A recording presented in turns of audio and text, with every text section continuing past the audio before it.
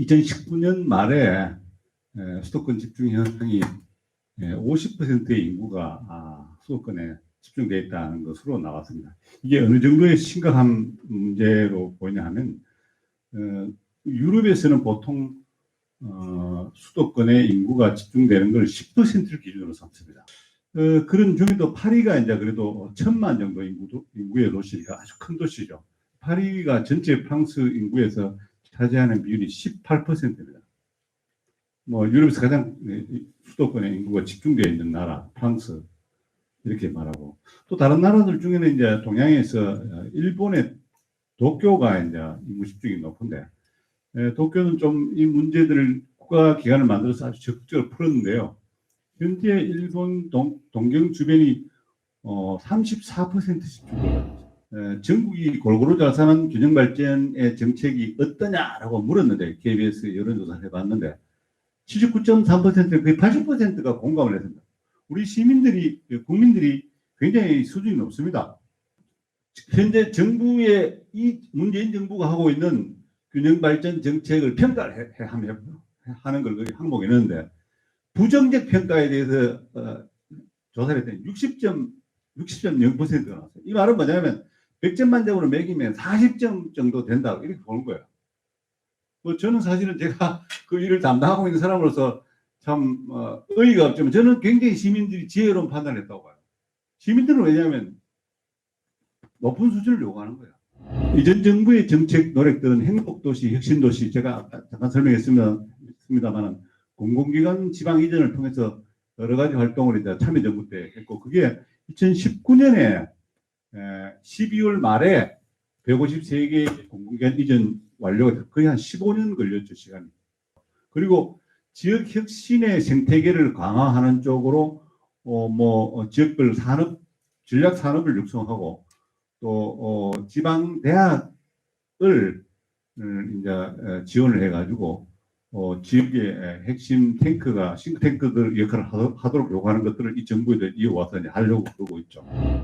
문정부는 5대 국정 목표로 이제 고르게 발전하는 지역이라는 걸 내걸었고, 자치분권과 균형 발전에 대한 것들을 복합 혁신 과제로 내걸었습니다. 3대 가치는 분권, 혁신, 포용인데요. 분권은 그 개념을 그 전에 중앙정부가 주도해서 하던 정책들을 지역 주도의 정책으로 바꿔가고 있습니다. 그렇게 해서 지역이 강한 나라, 균형 잡힌 대한민국을 추구하고 있는데, 실제로 그 세 가지 키워드를 사용하는데, 사람, 공간, 산업 가지고 이제 하는데, 그 비수도권의 타 지역의 대학의 출신들을 졸업자들을 기회를 줘서 50%까지 하는 걸로 이렇게, 현재 그거는 이제 국회에 의원 발의로, 대표 발의로 되어서 올라가 있는데요. 어쨌든 이런 지역 인재 채용 의무제를 통해서 지역에 살도록 하는 기회를 주는 거, 뭐 이런 것들도 저희들이 구체적으로 이렇게 섬세하게 추진하고 있습니다. 그게 이제 지역 균형 유지라는 사업입니다. 지역 주도로 지역이 필요한 사업 계획을 추진하고 중앙정부가 지원해주는 정도로 이렇게 하고 있습니다. 뭐 지역 본인들이 서절로도 하고, 우리가 이제 돈을 대서 하고, 같이 하고, 뭐 여러 가지 방식으로 이제 하고 있습니다.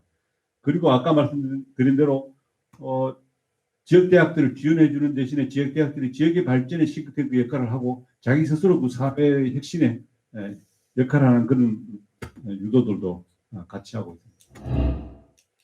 아까 얘기한 대로 이제 작년 코로나 바이러스 시대에 짧은 기간이지만 그 봄하고 여름 사이에 조사를 해보면, 이런 지역 경제 상황이 광공업 생산도 그렇고 서비스 이런 증가 같은 게 수도권에 비해서 동남권, 강원, 제주권 가리지 않고 이렇게 떨어지는 걸 볼 수가 있습니다. 그리고 여기 지금 우리나라는 이제 주로 이제 수출에 많이 의존되어 있는 경제 구조를 가지고 있는데, 수출 증가율의 추이도 보면 지역에서 훨씬 떨어지고 있는 걸 볼 수가 있습니다. 수도권에 비해서.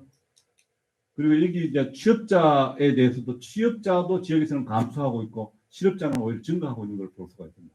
그래서 이 재난의 시대를 지나고 난 뒤에 더 격차가 커지면 지역이 어려워진다는 걸 이 데이터를 보고 이제 우리가 건의를 하게 된 거죠.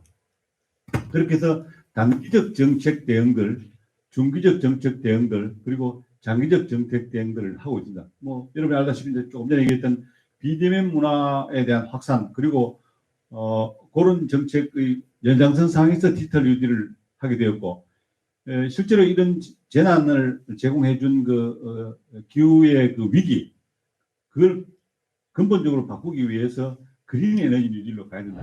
여기 보시면 이제 그 짧은 기간에도 지방 정부 충청권이나 대경권, 동남권, 호남권, 강주, 강원, 제주권을 가리지 않고 요 수도권으로 다 뭐 숫자가 좀 달라서 다 이동하고 있는 걸 볼 수 있어요. 젊은 청년들이 대부분 이제 그 구성원이 되는데 상당수가 이렇게 이동하고 있는 걸 보고 있고, 그게 그 전에 재난이 오기 전보다 더 많이 하고 있어요. 사실은 재난이 와서 분산을 해야 되는데 더 많이 오고, 그래서 이렇게 하면 안 된다. 이제 그런 것들을 알기 위해서 이렇게 데이터로 표로 만들었어요. 그걸 우리가 보통 이제 지역균형 뉴딜이라고 말하는데요. 그 작년에 그 대통령이 발표할 때 사업은 여기 보시면 전체 160조 원 중에 지역이 이제 47%를 차지해가지고 그 정도로 예산을 쓴다라고 되어 있었죠. 여기 지금 보시면 75.3조 원이라고 하는 게 지역 사업으로 되어 있는 그 내용들이, 지방비 내용도 여기 같이 포함되어 있죠. 한국판 뉴딜 지역 사업, 지자체 주도형 뉴딜 사업, 공공기관 선도형 뉴딜 사업, 이 세 가지로 크게 나누어질 수가 있다.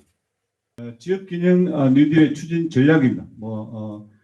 기존에 정부 주도형이니까 이런 것들을 좀 가능하면 빨리 했으면 좋겠다. 신속 실행을 이제 권유하고 있고, 지자체 주도형 뉴딜 사업의 경우는 작년에 그렇게 받은 게 너무 시간이 급했으니까 올해는 좀 차근차근 일을 만들어서 제대로 국가 사업으로 추진하도록 하는 쪽으로 이렇게 받고 있습니다. 그리고 공공기관 선도형 뉴딜 사업 추진 내용들도 이제 저희들이 이제 공공기관이 하는 거지만 국가단에서 지원해주고 여러 가지 협력을 하고 있는 사업들을 하고 있습니다. 그렇게 해서 지속 가능한 지역균형 뉴딜 생태계를 지역에 구축하는 게 저희들의 목표입니다. 그렇게 해서 지역이 스스로 살아가려고 합니다. 수도권에 대해서 우리가 불편하게 하지 않고 지역이 스스로 살아가면서 분산이 되어서 갔을 때 지역도 좋고 수도권도 이제 건강한 수도권으로 이제 살아가게 되도록, 이게 이제 마지막에 목표가 되는 거죠, 사실. 오늘 중랑 이응 인문학 아카데미 강연을 이것으로 마치도록 하겠습니다. 네, 감사합니다.